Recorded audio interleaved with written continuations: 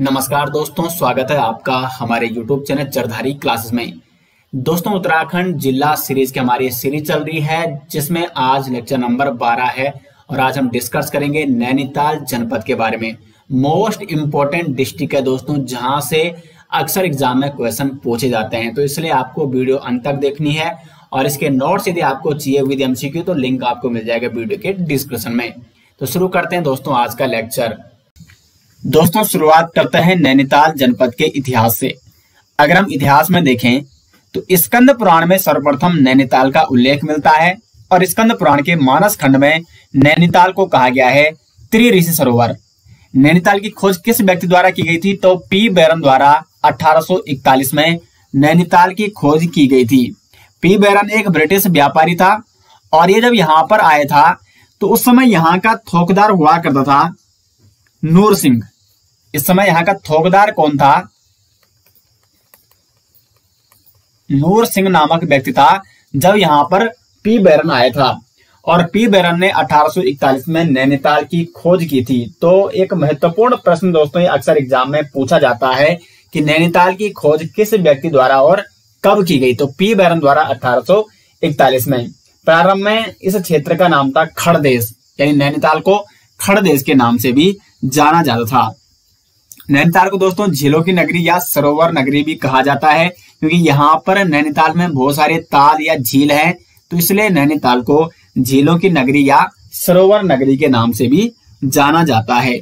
नैनीताल में एक महत्वपूर्ण पर्यटक स्थल है टिफिन टॉप। तो टिफिन टॉप कौन से जनपद में है, कौन से स्थान पर है? तो यह है नैनीताल का एक महत्वपूर्ण पर्यटक स्थल है और प्रारंभ में नैनीताल को छकाता भी कहा जाता है, क्योंकि ये आपका छकाता परगने में स्थित है। जो नैनीताल का क्षेत्र है इसको छकाता परगना कहा जाता था। तो प्राचीन में नैनीताल को छकाता के नाम से भी जाना जाता था, छकाता परगना। 1854 में नैनीताल को दोस्तों कुमाऊं कमिश्नरी का मुख्यालय भी बनाया गया। अब यहाँ पे आपको एक बात समझनी होगी कि मैंने आपको ब्रिटिश शासन पढ़ा रखा है और वहां पर मैंने आपको बताया था कि ब्रिटिश जब कुमाऊं पर अधिकार करते हैं तो वो कुमाऊं कमिश्नरी का मुख्यालय बनाते हैं अल्मोड़ा को, लेकिन 1854 में उन्होंने कुमाऊं कमिश्नरी का मुख्यालय बनाया नैनीताल। अब यहाँ से एक और महत्वपूर्ण प्रश्न बनता है कि जब 1854 में नैनीताल को कुमाऊं कमिश्नरी का मुख्यालय बनाया गया तो इस समय कुमाऊं कमिश्नर कौन थे? कुमाऊं कमिश्नर, तो इस समय जो कुमाऊं कमिश्नर था दोस्तों वो था जॉन हेलिन बेटन। जॉन हेलिन बेटन ये इस समय कुमाऊं कमिश्नर था। तो जॉन हेलिन बेटन के समय 1854 में नैनीताल को कुमाऊं कमिश्नरी का मुख्यालय बनाया गया। उसके बाद 1891 में नैनीताल जिले का गठन किया गया और 1891 में दो जनपद, एक तो नैनीताल हो गया क्योंकि कुमाऊं कमिश्नरी का जो मुख्यालय था नैनीताल, इसको एक अलग जिले के रूप में गठित किया गया, और कुमाऊं कमिश्नरी का जो इससे पहले मुख्यालय था अल्मोड़ा। तो इन दोनों जनपदों का गठन कब किया गया? 1891 में। तो ये दो महत्वपूर्ण प्रश्न बनते हैं। कुमाऊं कमिश्नरी का मुख्यालय नैनीताल को कब बनाया गया? 1854 में। और नैनीताल जिले का गठन कब किया गया? तो 1891 में। जब यहाँ पे नैनीताल और अल्मोड़ा जनपद का गठन किया जाता है 1891 में, तो इस समय कुमाऊं कमिश्नर कौन था? इस प्रकार के कई महत्वपूर्ण प्रश्न पूछे जाते हैं। तो इस समय कुमाऊं कमिश्नर था J.E.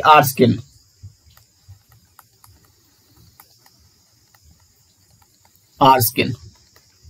जब नैनीताल और अल्मोड़ा जनपद का गठन किया जाता है तो ये दोनों कुमाऊं कमिश्नर आपको नोट करना है। जॉन हेलिन बेटन के समय कुमाऊं कमिश्नरी का मुख्यालय नैनीताल बनाया गया और J.E. आर्स्किन के समय नैनीताल और अल्मोड़ा को जिले के रूप में गठित किया गया।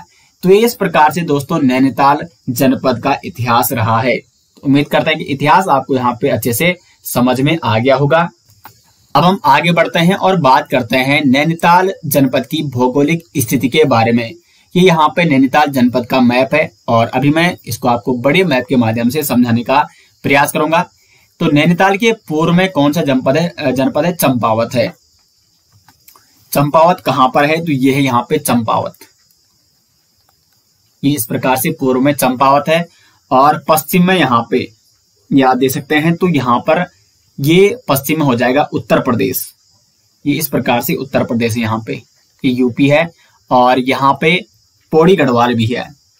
ठीक है, ये है पौड़ी गढ़वाल, यानी पौड़ी गढ़वाल। और यहाँ पे दक्षिण में अगर आप देखोगे तो दक्षिण में उधम सिंह नगर, USN यानी उधम सिंह नगर। और उत्तर में अगर आप देखोगे तो यहाँ पे दोस्तों अल्मोड़ा। तो इस प्रकार से आप देख रहे होंगे कि जो भौगोलिक स्थिति है नैनीताल जनपद की वो किस प्रकार की है। तो यहाँ पर नैनीताल जनपद उत्तराखंड के 4 जनपदों से सीमा बना रहा है। पूर्व में हो गया चंपावत, पश्चिम में हो गए पौड़ी गढ़वाल, उत्तर में अल्मोड़ा और दक्षिण में उधम सिंह नगर। जबकि एक राज्य से भी ये सीमा बनाता है, और वो राज्य कौन सा है, तो वो है उत्तर प्रदेश, जो कि नैनीताल से पश्चिमी सीमा साझा करता है। तो उत्तराखंड के 4 जनपदों से और एक राज्य से नैनीताल जनपद यहाँ पे सीमा बना रहा है। ये मैंने आपको मैप के माध्यम से समझा दिया है। क्षेत्रफल की बात करें तो 4251 वर्ग किलोमीटर ये नैनीताल जनपद का क्षेत्रफल है। अब राष्ट्रीय राजमार्ग अगर हम देखें तो राष्ट्रीय राजमार्ग, 2 राष्ट्रीय राजमार्ग प्रमुख रूप से यहाँ से गुजरते हैं, NH 109 और NH 309। NH 109 जो कि रुद्रपुर यानी उधम सिंह नगर से होते हुए और ये पहुंचता है आपका हल्द्वानी, नैनीताल, रानीखेत और गैरसैंण। तो हल्द्वानी और नैनीताल से कौन सा राष्ट्रीय राजमार्ग गुजरता है, या हल्द्वानी और नैनीताल किस राष्ट्रीय राजमार्ग पर स्थित है, तो वो है NH 109 पर। जबकि जो NH 309 है वो है रुद्रपुर, काशीपुर, रामनगर और थलीसैंण। अभी मैं आपको इसको बड़े मैप के माध्यम से समझाने का प्रयास करता हूं। यह है दोस्तों नैनीताल जनपद का कंप्लीट मैप। ठीक है, इसका अगर आपको ये मैप चाहिए तो लिंक आपको मिल जाएगा वीडियो के डिस्क्रिप्शन में, और जो डिटेल्स नोट्स हैं उसके साथ यहाँ पर ये मैप भी दिया गया है। लिंक जो आपको वीडियो के डिस्क्रिप्शन में दिया गया है उस पर आपको क्लिक करना है और वहां से उस ई बुक को डाउनलोड करना है। Complete district notes with MCQ और प्रत्येक जनपद के मैप आपको उसी में देखने को मिल जाएंगे। तो ये है इस प्रकार से। अगर हम नेशनल हाईवे की बात करें तो सबसे पहले NH 109, ये है NH 109 ये वाला। ठीक है, यहाँ पे लिखा हुआ है स्पष्ट रूप से। तो ये आ रहा है उधम सिंह नगर के रुद्रपुर से। रुद्रपुर में यहाँ पे लिख देता हूँ क्योंकि ये उधम सिंह नगर है, और यहाँ से जा रहा है लाल कुआं होते हुए। लाल कुआं कहाँ है, तो नैनीताल में है। लाल कुआं से हल्द्वानी, काठगोदाम भी NH 109 पर है, और उसके बाद रानीबाग, और यहाँ से नैनीताल। तो देखो नैनीताल और हल्द्वानी ये दोनों किस पर है, तो ये है NH 109 पर। फिर भुवाली होते हुए और यहाँ से ये प्रवेश करता है अल्मोड़ा में।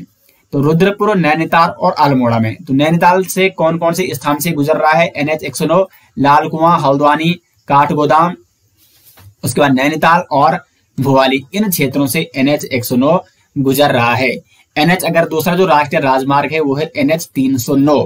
तो जो NH 309 है ये भी आपका उधम सिंह नगर के रुद्रपुर से, इधर से इस प्रकार से जाएगा ये, क्योंकि ये मैं आपको उधम सिंह नगर के मैप में बताऊंगा। तो रुद्रपुर से होते हुए, उधम सिंह नगर के रुद्रपुर से होते हुए काशीपुर, यहाँ पे काशीपुर आपको देखने को मिलेगा जब मैं आपको उधम सिंह नगर का मैप बताऊंगा। फिर यहां से देखो ये रामनगर होते हुए और फिर ये जाता आपका थलीसैंण, पौड़ी गढ़वाल। ठीक है, तो इस प्रकार ये कंप्लीट मैप दोस्तों मैंने आपको बता दिया है, और कौन कौन से राष्ट्रीय राजमार्ग यहां से गुजर रहे हैं। रामनगर से होते हुए और पौड़ी गढ़वाल के थलीसैंण तक ये पहुंच जाएगा। अब यहाँ पे एक बार प्रमुख स्थान देख लेते हैं, और उसके बाद PDF के माध्यम से प्रमुख स्थान है जो नैनीताल जनपद के प्रमुख स्थल हैं उनके बारे में डिटेल्स में चर्चा करेंगे। ये मैप यहाँ पे जो राष्ट्रीय राजमार्ग थे वो मैंने आपको यहाँ पे बता दिए हैं। तो कुछ प्रमुख स्थानों की अगर बात करें तो देखो हल्द्वानी कहाँ पर है, तो ये आपका यहाँ पे हल्द्वानी है, नैनीताल का सबसे प्रमुख स्थल। और उसके बाद काठगोदाम की बात करें तो काठगोदाम कहाँ पर है, ये है यहाँ पे काठगोदाम, हल्द्वानी के कुछ ही ऊपर। ठीक है, काठगोदाम को कुमाऊं का प्रवेश द्वार भी कहा जाता है। जिस प्रकार से गढ़वाल का प्रवेश द्वार कोट द्वार है दोस्तों, तो उसी प्रकार से कुमाऊं का जो प्रवेश द्वार है वो काठगोदाम को कहा जाता है। काठगोदाम तक रेलवे स्टेशन भी है काठगोदाम में। उसके बाद यहाँ पे नैनीताल है, ये कैंचीधाम हो गया। यहाँ पे भुवाली क्षेत्र है, भुवाली भी प्रमुख स्थल है नैनीताल का। भुवाली जो कि जिसे पर्वतीय फल बाजार के नाम से भी जाना जाता है, और यहाँ पे टीबी सैनिटोरियम अस्पताल की स्थापना भी की गई थी 1912 में। तो पर्वतीय फल बाजार के रूप में प्रसिद्ध है नैनीताल का भुवाली, जो कि यहाँ पर स्थित है। उसके बाद ये रामगढ़ है, रामगढ़ कहाँ है, तो ये भी नैनीताल में है और इसको कुमाऊं का फलों का कटोरा कहा जाता है। कुमाऊं का फलों का कटोरा किसे कहा जाता है, तो रामगढ़ को कहा जाता है। और यहाँ पे एक टैगोर टॉप नामक पर्यटक स्थल भी है।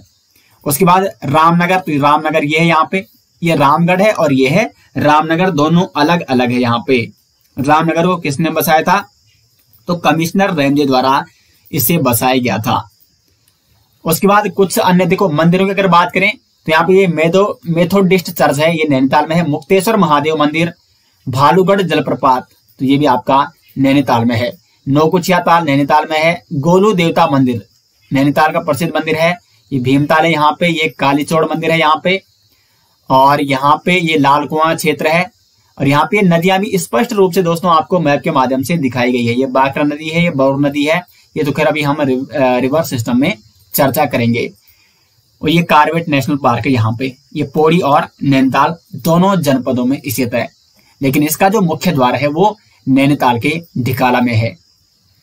तो ये मैंने जो प्रमुख स्थल थे नैनीताल के वो मैंने आपको मैप के माध्यम से भी बता दिए हैं। ये बेताल घाट है यहाँ पे। अब हम आपको यहाँ पे पीडीएफ में लेके चलते हैं और पीडीएफ में चर्चा करते हैं इन प्रमुख स्थल और प्रमुख मंदिरों के बारे में जो भी महत्वपूर्ण फैक्ट है। तो बात करते हैं दोस्तों नैनीताल जनपद के प्रमुख स्थलों के बारे में। सबसे प्रसिद्ध स्थल है जो नैनीताल का वो है हल्द्वानी। हल्द्वानी का प्राचीन नाम था बमोरी। हल्द्वानी का प्राचीन नाम क्या था, बमोरी था। और ऐसा माना जाता है कि यहाँ पे हल्दू नामक पेड़ की अधिकता होने के कारण इसका नाम क्या पड़ा, हल्द्वानी पड़ा, लेकिन इसका प्राचीन नाम क्या था, बमोरी था। हल्द्वानी कौन सी नदी के तट पर है, तो गोला नदी के तट पर स्थित है हल्द्वानी। और हल्द्वानी जो कि कुमाऊं का सबसे बड़ा नगर है। कुमाऊं का सबसे बड़ा नगर कौन है, हल्द्वानी। लेकिन अगर हम राज्य की बात करें तो राज्य का सबसे बड़ा नगर है देहरादून, उसके बाद हरिद्वार है और उसके बाद है हल्द्वानी। यानी राज्य पर ये सबसे बड़े नगरों में तीसरे नंबर पर स्थान है हल्द्वानी का। लेकिन कुमाऊं का सबसे बड़ा नगर है हल्द्वानी। हल्द्वानी को किसके द्वारा बसाया गया था, तो 1834 में विलियम ट्रेल द्वारा हल्द्वानी को बसाया गया था। और हल्द्वानी जो कि इसे राज्य का सबसे बड़ा व्यापारिक नगर भी कहा जाता है, राज्य का सबसे बड़ा व्यापारिक नगर। उसके बाद हल्द्वानी में रेलगाड़ी कब पहुंची थी, तो 24 अप्रैल 1884 को लखनऊ से हल्द्वानी पहली रेलगाड़ी पहुंची थी। और 1966 में हल्द्वानी को नगर पालिका बनाया गया, जबकि वर्ष 2011 में इसे नगर निगम बनाया गया। कुल नगर निगम कितने हैं उत्तराखंड में, 9 नगर निगम हैं। उनमें से जो हल्द्वानी नगर निगम है, इसे नगर निगम कब बनाया गया था, तो वर्ष 2011 में। तो ये हल्द्वानी के बारे में दोस्तों कुछ महत्वपूर्ण फैक्ट थे जो एग्जाम में यहां से प्रश्न पूछे जा सकते हैं। हल्द्वानी से अगर प्रश्न बनेंगे तो इससे बाहर आपको प्रश्न नहीं पूछा जाएगा। दूसरे स्थल की अगर बात करें तो दूसरा स्थल यहाँ पे काठ गोदाम। काठ गोदाम को कुमाऊं का प्रवेश द्वार कहा जाता है। गढ़वाल का प्रवेश द्वार कहा जाता है कोट द्वार को, जो कि पौड़ी में स्थित है। जबकि कुमाऊं का प्रवेश द्वार किसे कहा जाता है, काठ गोदाम को कहा जाता है, जो कि नैनीताल में स्थित है। काठ गोदाम का अर्थ क्या है, तो काठ का मतलब होता है लकड़ी और गोदाम आप समझते हैं, तो लकड़ी का गोदाम था यहाँ पे, तो इसलिए इसको काठ गोदाम भी कहा गया, ऐसा माना जाता है। काठ गोदाम में रेलवे स्टेशन की अगर हम बात करें तो 1884 में यहाँ पे रेलवे स्टेशन बना था और 1894 में काठ गोदाम में रेलवे की बड़ी लाइन भी बनाई गई थी। तो काठ गोदाम जो रेलवे स्टेशन है ये कब से शुरू हुआ, 1884 से। काठ गोदाम को पहले किस नाम से जाना जाता था, महत्वपूर्ण प्रश्न बन सकता है। चौहान पाटा के नाम से जाना जाता था काठ गोदाम को। और चंद शासन काल में काठ गोदाम को बाड़ा खोड़ी या बाड़ा खेड़ी नाम से भी जाना जाता था। बाड़ा खेड़ी भी इसे कहा जाता था चंद शासन काल में, या बाड़ा खोड़ी के नाम से भी। और चौहान पाटा या बाड़ा खोड़ी या बाड़ा खेड़ी किसका प्राचीन नाम है, तो वो है काठ गोदाम का। तीसरा स्थल है यहाँ पे भुवाली, जिसे भवाली भी कहा जाता है। भवाली जो कि पर्वतीय फल बाजार के रूप में प्रसिद्ध है। पर्वतीय फल बाजार किसे कहा जाता है, तो भवाली को कहा जाता है। और भुवाली में 1912 में टीबी सैनिटोरियम अस्पताल की स्थापना भी की गई थी। और उत्तराखंड न्यायिक और विधिक अकादमी कहाँ स्थित है, तो ये भी आपका भवाली में स्थित है। पर्वतीय फल बाजार, टीबी सैनिटोरियम अस्पताल 1912 में स्थापित भवाली में, और उत्तराखंड न्यायिक व विधिक अकादमी ये भी भवाली में स्थित है। नेक्स्ट यहाँ पे रामगढ़। रामगढ़ नैनीताल का प्रमुख स्थल है, जिसे कुमाऊं का फलों का कटोरा कहा जाता है। Fruit bowl of Kumaon. Fruit bowl of Kumaon किसे कहा जाता है, यानी कुमाऊं का फलों का कटोरा किसे कहा जाता है, रामगढ़ को कहा जाता है। और यहाँ पर एक प्रसिद्ध स्थल है टैगोर टॉप। टैगोर टॉप नामक प्रमुख स्थल है रामगढ़ में। और यहाँ पे एक अन्य स्थल भी है गागर नामक पर्यटक स्थल, ये भी रामगढ़ में स्थित है। आगे बढ़ते हैं दोस्तों, एक और महत्वपूर्ण यहाँ पे संग्रहालय दोस्तों, महादेवी वर्मा संग्रहालय। महादेवी वर्मा संग्रहालय ये भी कहाँ है, रामगढ़ में स्थित है, नैनीताल के रामगढ़ में। आगे बढ़ते हैं, नेक्स्ट जो पांचवा प्रमुख स्थल है वो है रामनगर। रामनगर ये भी नैनीताल का प्रसिद्ध स्थल है और ये कोसी नदी के तट पर बसा हुआ है। रामनगर को किसने बसाया था, कमिश्नर रैमजे द्वारा, कुमाऊं कमिश्नर रैमजे द्वारा रामनगर को बसाया गया था। और महाभारत काल में रामनगर का वर्णन मिलता है और रामनगर को महाभारत काल में कहा जाता था अहचतु। ये रामनगर का प्राचीन नाम है। महाभारत काल में रामनगर को अहचतु नाम से जाना जाता था। रामनगर में एक प्रसिद्ध मंदिर है दोस्तों, प्रसिद्ध गर्जिया देवी मंदिर। ये कहाँ स्थित है, तो नैनीताल के रामनगर में। और कार्बेट नेशनल पार्क का जो प्रवेश द्वार है वो भी रामनगर के ढिकाला में स्थित है। जो कार्बेट नेशनल पार्क है ये पौड़ी और नैनीताल दोनों जनपदों में स्थित है, लेकिन इसका जो मुख्य द्वार है या प्रवेश द्वार है वो नैनीताल के रामनगर के ढिकाला में स्थित है। तो ये थे रामनगर के बारे में कुछ महत्वपूर्ण फैक्ट। नेक्स्ट यहाँ पे Jeolikot hill station. Jeolikot hill station ये कहाँ है, तो ये नैनीताल में है, जिसे नैनी झील का गेटवे भी कहा जाता है। नैनी झील का गेटवे किसे कहा जाता है, तो ज्योलिकोट हिल स्टेशन को कहा जाता है, जो कि नैनीताल में स्थित है। तो ये प्रमुख स्थल थे नैनीताल जनपद के। डिटेल्स में मैंने आपको यहाँ पे बता दिया है। और अगर नैनीताल के प्रमुख स्थलों से प्रश्न दोस्तों पूछे जाते हैं तो इससे बाहर प्रश्न नहीं पूछे जाएंगे। अब बात करते हैं नैनीताल के प्रमुख मंदिरों के बारे में। कौन कौन से प्रमुख मंदिर हैं नैनीताल में। पहला यहाँ पे शीतला माता मंदिर। शीतला माता मंदिर नैनीताल में स्थित है और स्कंद पुराण में माता शीतला को वाहन गर्दभ कहा गया है, स्कंद पुराण में। तो ये शीतला माता मंदिर कहाँ है, तो ये आपका नैनीताल में है। दूसरा है कैंची धाम मंदिर। प्रसिद्ध मंदिर है दोस्तों, ये नैनीताल के भवाली में स्थित है, कैंची धाम मंदिर। और जो ये कैंची धाम मंदिर है ये बाबा नीम करौली महाराज का मंदिर है।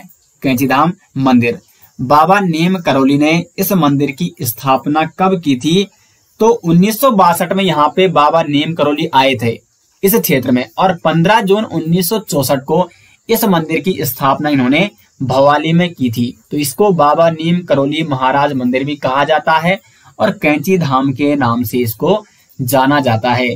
तो कैंची धाम कहाँ है, नैनीताल के भवाली में स्थित है। उसके बाद यहाँ पे नैना देवी मंदिर।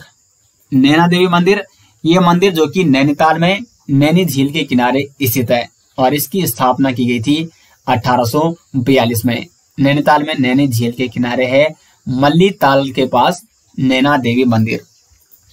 उसके बाद है जो ये नैना देवी मंदिर है, यहाँ पे माता सती के नयन यानी आंख गिरे थे, इसलिए माता सती के शक्ति पीठों में से एक है नैना देवी मंदिर।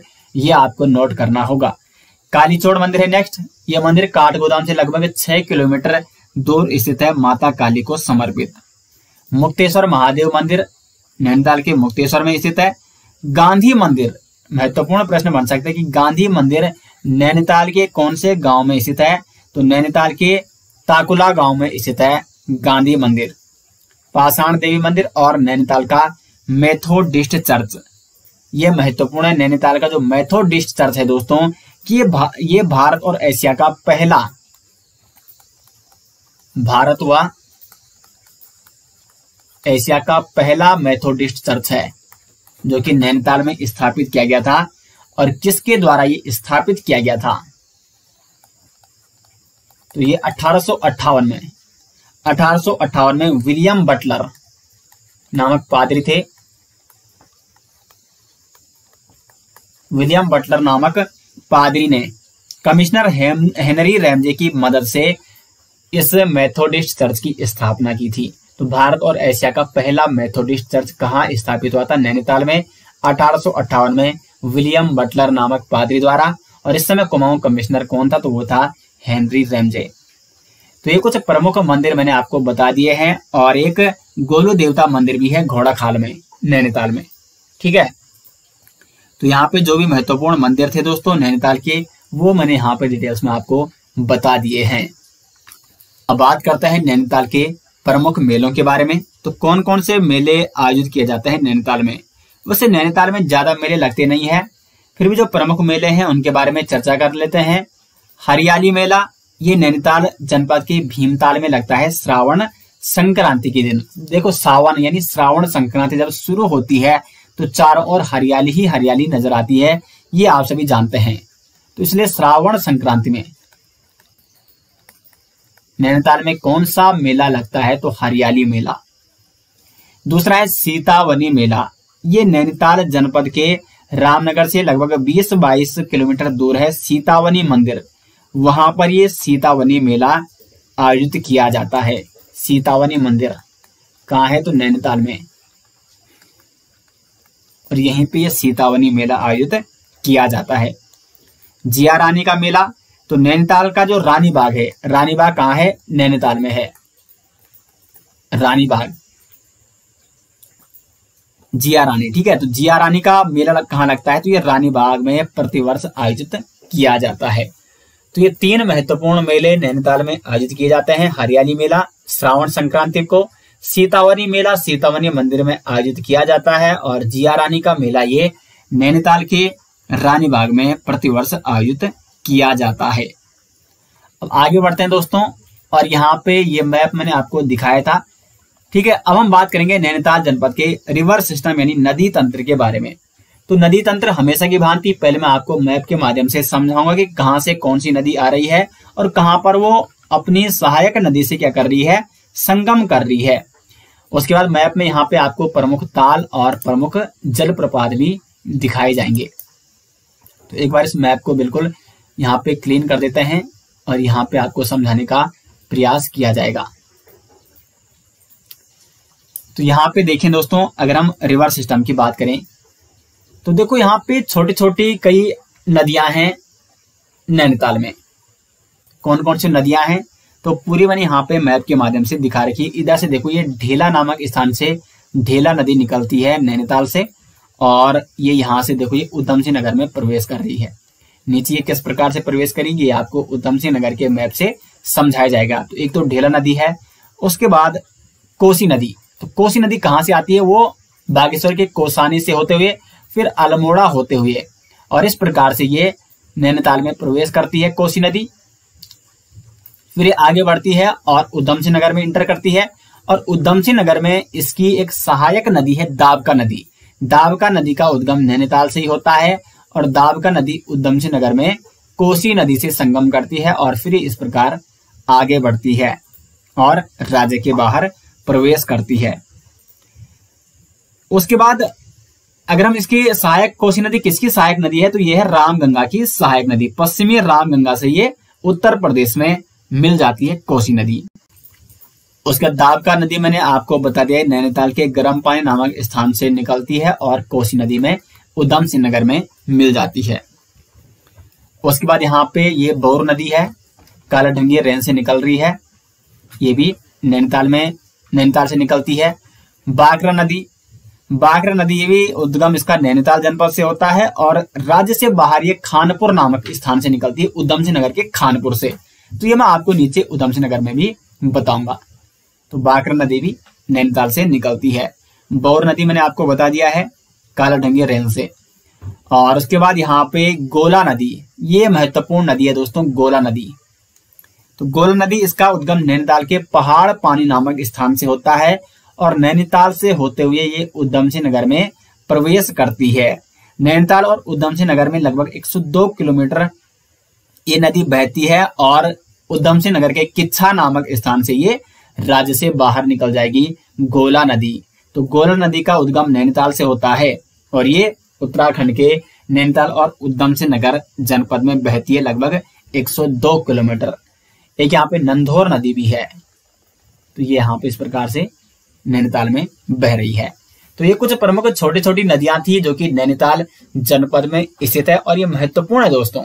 इसमें गोला नदी बहुत ही महत्वपूर्ण है और नंधौर नदी और बाकर नदी, कोसी नदी तो खैर वो तो मैंने आपको अल्मोड़ा में भी और बागेश्वर में भी इसके बारे में चर्चा की थी। अब यहाँ पे ताल देख लेते हैं, क्योंकि ताल है यहाँ पे नैनीताल जनपद में, क्योंकि इसको सरोवर नगरी और झील नगरी इसीलिए कहा जाता है।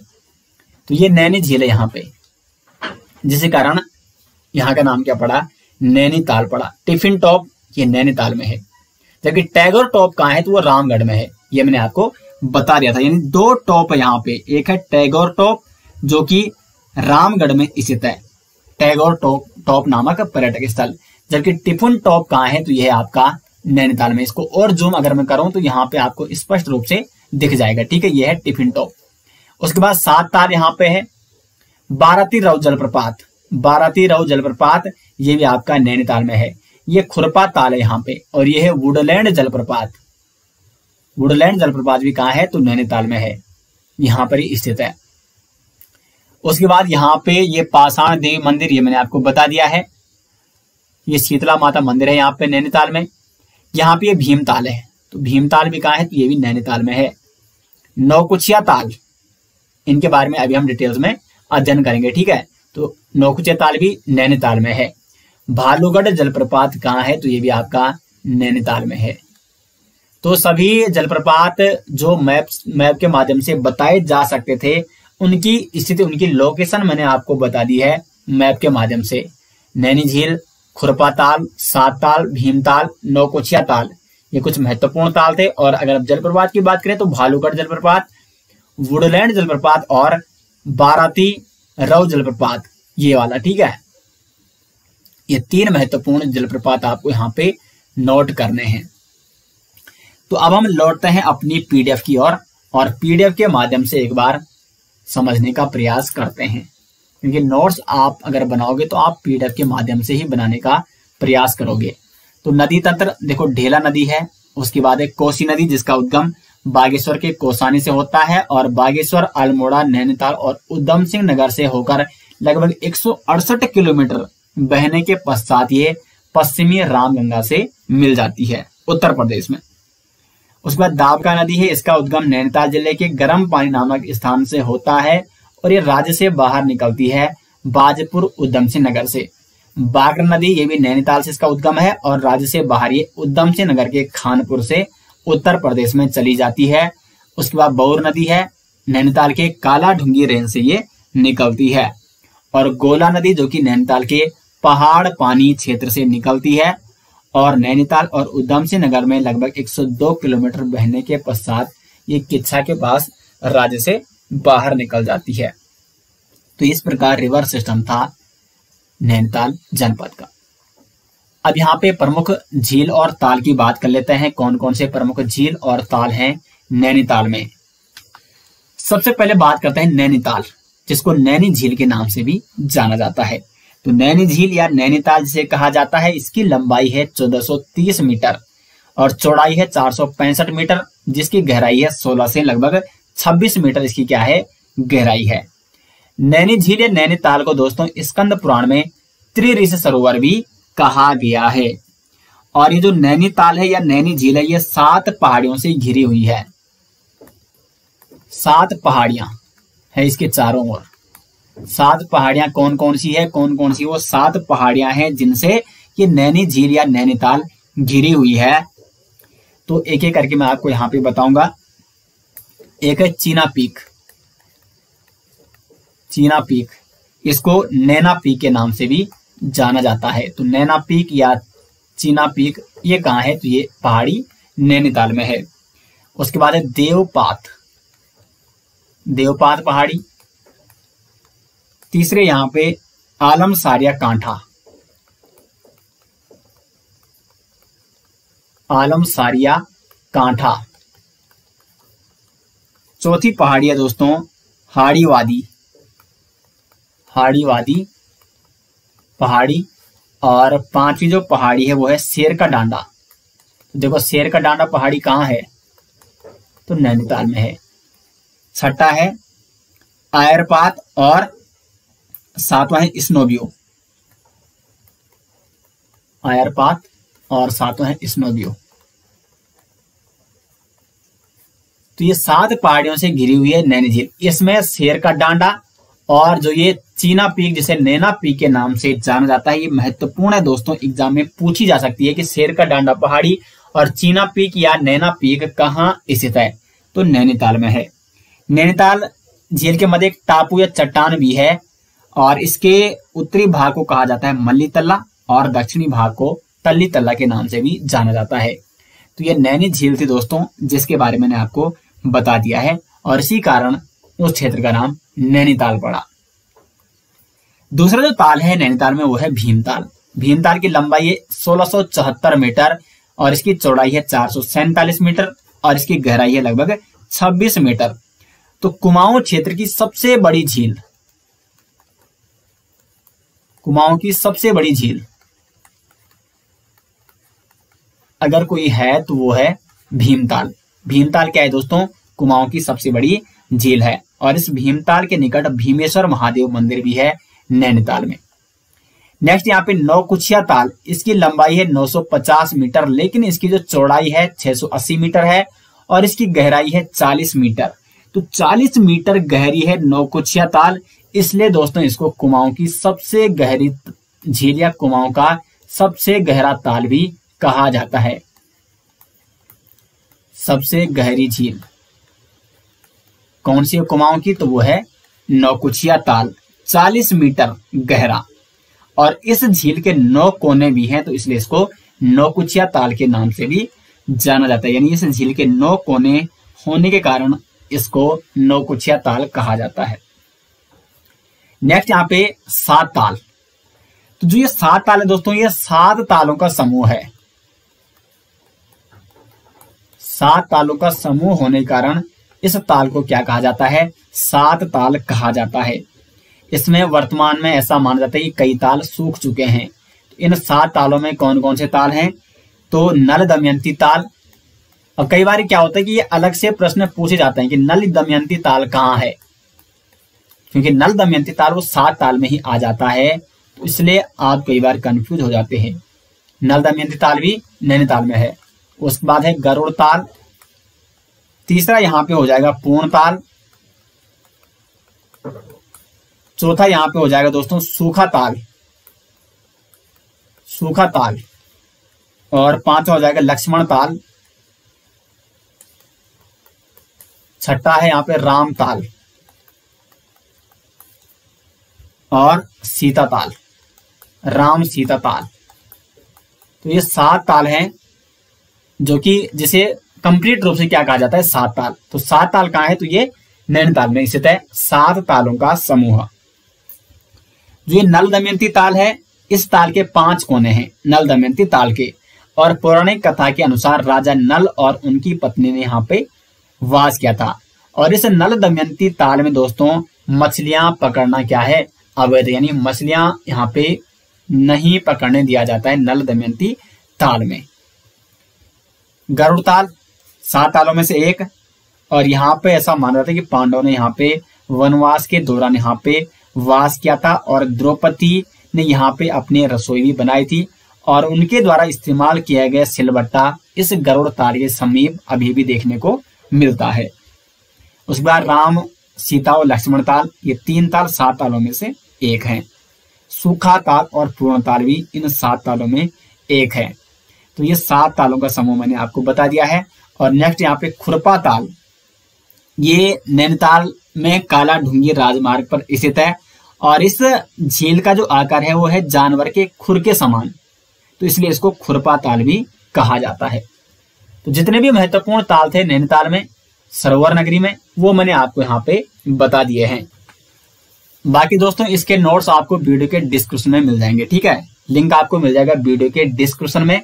इस वीडियो के डिस्क्रिप्शन में दिए गए हैं इस जनपद के कंप्लीट नोट्स, इस जनपद से संबंधित मैप भी दिया गया है और एमसीक्यू भी दिए गए हैं। अब बात करते हैं नैनीताल में जो जलप्रपात है कौन कौन से हैं। तो मैंने मैप के माध्यम से भी आपको बता दिया है और यहाँ पे पीडीएफ के माध्यम से भी बताने वाला हूं। तो कारबेट जलप्रपात, वुडलैंड जलप्रपात, भालूगढ़ जलप्रपात, बाराती रो जलप्रपात, पदमपुरी जलप्रपात और ढोकानी जलप्रपात, ये 6 महत्वपूर्ण जलप्रपात है दोस्तों नैनीताल में। एक बार पुनः रिपीट में कर रहा हूं यहाँ पे, कारबेट जलप्रपात, वुडलैंड जलप्रपात, भालूगढ़, बाराती रो, पदमपुरी और ढोकानी जलप्रपात। अब आगे बढ़ते हैं और बात करते हैं प्रमुख राष्ट्रीय उद्यान और वन्यजीव विहार जो कि नैनीताल जनपद में स्थित है। इसमें सबसे पहले आता है कारबेट राष्ट्रीय उद्यान। कारबेट राष्ट्रीय उद्यान की स्थापना 1936 में की गई थी और ये कहाँ स्थित है, तो पौड़ी और नैनीताल में। इसका क्षेत्रफल है 520.82 वर्ग किलोमीटर। अब देखो जब इसकी स्थापना हुई थी 1936 में, तो इसको उस समय इसका नाम था हेली राष्ट्रीय उद्यान। हेली राष्ट्रीय उद्यान के नाम से इसकी स्थापना हुई थी 1936 में, हेली राष्ट्रीय उद्यान। लेकिन स्वतंत्रता के बाद इसका नाम पड़ा रामगंगा नेशनल पार्क, क्योंकि रामगंगा ये कारबेट राष्ट्रीय उद्यान के बीच से होकर गुजरती है, पश्चिमी रामगंगा, तो इसलिए इसका नाम क्या पड़ा स्वतंत्रता के बाद, रामगंगा नेशनल पार्क।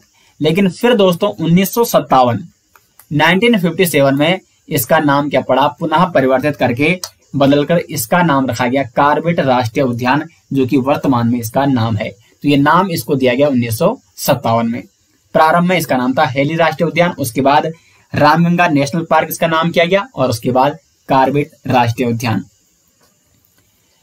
जो कारबेट राष्ट्रीय उद्यान है भारत का ही नहीं बल्कि एशिया का प्रथम राष्ट्रीय उद्यान है और इस पार्क का प्रवेश द्वार कहाँ है, तो नैनीताल जनपद के ढिकाला में जो कि रामनगर में स्थित है। इसमें अगर प्रोजेक्ट टाइगर की बात करें तो ये महत्वपूर्ण प्रश्न बनता है कि भारत में प्रोजेक्ट टाइगर की शुरुआत किस पार्क से हुई सर्वप्रथम, तो इसी कारबेट राष्ट्रीय उद्यान से 1 अप्रैल 1973 को। कई बार दोस्तों ये प्रश्न पूछा जा चुका है एग्जाम में, मोस्ट इंपोर्टेंट प्रश्न है।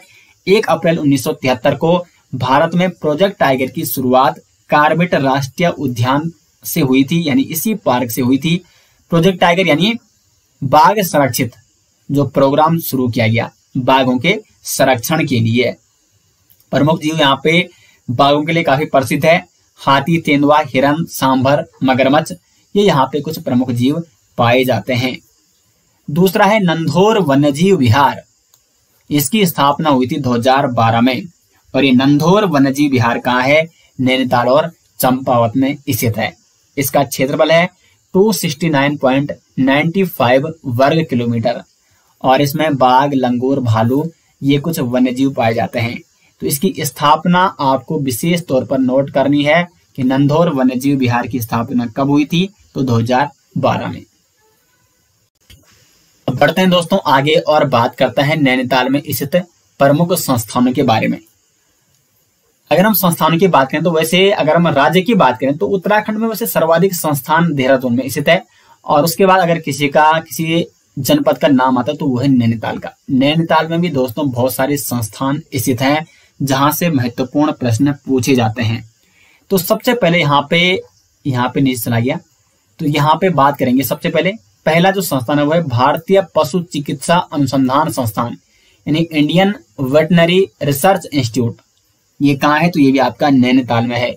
वैसे उत्तराखंड के प्रमुख संस्थानों पर मैंने अलग से भी वीडियो बनाई गई है, तो अगर आप उत्तराखंड के सभी संस्थान देखना चाहते हैं कि वो कौन संस्थान कहाँ है और उनके बारे में सभी महत्वपूर्ण फैक्ट, मैंने उस पर दोस्तों अलग से वीडियो बनाई गई है। राज्य स्तरीय संस्थान और राष्ट्रीय स्तरीय संस्थान कौन कौन से हैं उत्तराखंड में, तो आप यूट्यूब पे सर्च कीजिए उत्तराखंड के प्रमुख राष्ट्रीय या राज्य स्तरीय संस्थान, सबसे ऊपर आ जाएगी जरधारी क्लासेस की वीडियो, तो उसमें डिटेल्स में बताया गया है।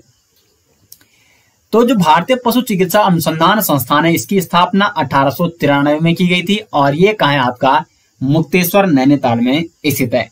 वैसे इसकी स्थापना दोस्तों 1889 में पुणे में की गई थी, लेकिन बाद में 1893 में इसको नैनीताल में स्थानांतरित किया गया था। तो भारतीय पशु चिकित्सा अनुसंधान संस्थान ये कहाँ है आपका, तो ये है नैनीताल में। IVRI Indian veterinary research institute.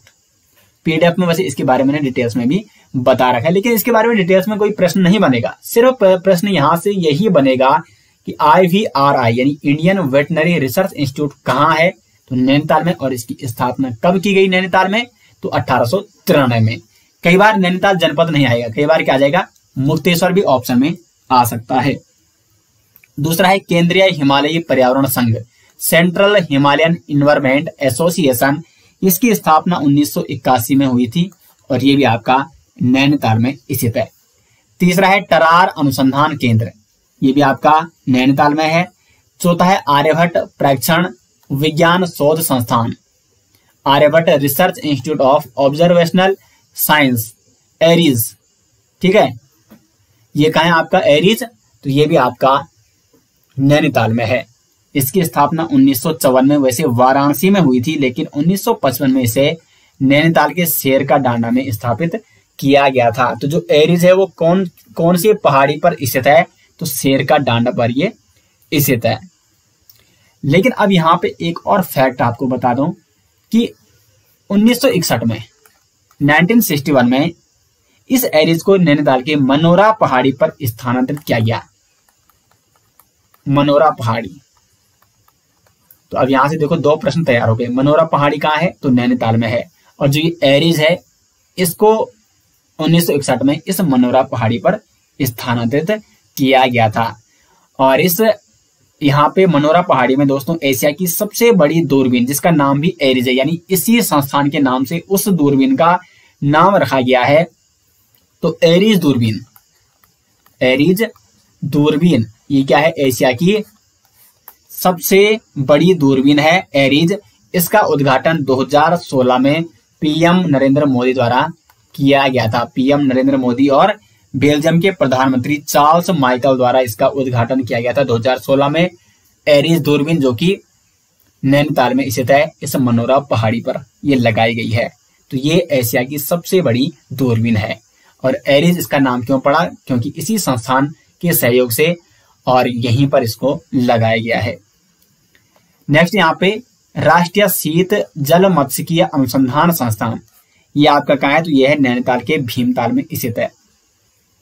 Doctor RS टोलिया उत्तराखंड प्रशासनिक अकादमी, ये भी आपकी नैनीताल में है। उसके बाद है राज्य कैंसर संस्थान, ये हल्द्वानी में है।